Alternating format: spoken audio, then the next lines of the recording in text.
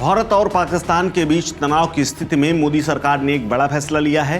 भारत सरकार ने international monetary fund यानी IMF से अपने चीफ को हटा दिया है, यानी अपने प्रतिनिधि और executive director doctor Krishnamurthy Subramaniam की नियुक्ति को फौरन तत्काल प्रभाव से खत्म कर दिया है, यानी उन्हें अब IMF से बाहर कर दिया गया है। यह फैसला 30 अप्रैल 2025 को नियुक्ति मामलों की कैबिनेट समिति यानी ECC ने लिया है। सुब्रमण्यम को प्रधानमंत्री नरेंद्र मोदी का विश्वस्त माना जाता है। इसके अलावा उन्हें आर्थिक सलाहकार के रूप में भी अच्छा खासा सरकार के साथ काम करने का अनुभव, नोटबंदी समेत तमाम अहम फैसलों में इनकी भूमिका थी। सुब्रमण्यम को साल 2022 में 3 साल के कार्यकाल के लिए IMF बोर्ड के लिए भारत की ओर से नामित किया गया था, लेकिन अब उनके कार्यकाल का पूरा होने का इंतजार किए बगैर ही मोदी सरकार ने उन्हें बाहर का रास्ता दिखा दिया है।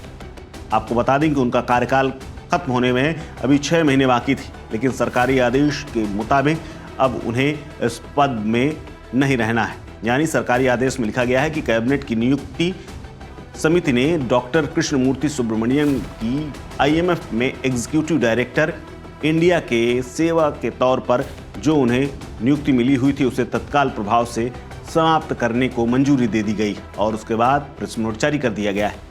रिपोर्ट्स बताती हैं कि सुब्रमण्यम पर अपनी हालिया किताब इंडिया @100 के प्रचार में अपने आधिकारिक पद का दुरुपयोग करने का आरोप लगा था। इसके अलावा उन्होंने IMF के कुछ डेटा सेट्स पर भी सवाल उठाए थे, जिसे संस्था के भीतर अच्छी नज़र से नहीं देखा गया था।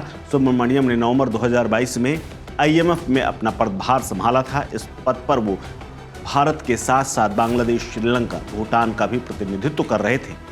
अब 3 मई तक IMF की वेबसाइट पर यह पद यानी अब खाली दिखाया जा रहा है।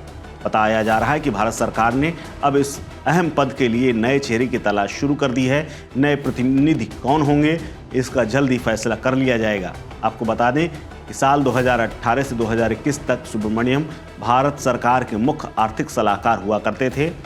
उन्होंने शिकागो के विश्वविद्यालय से बूथ स्कूल ऑफ बिजनेस से वित्तीय अर्थशास्त्र में PhD की है और सरकार के कई अहम फैसलों में उनकी बड़ी भूमिका रही, जिसमें नोटबंदी भी शामिल है।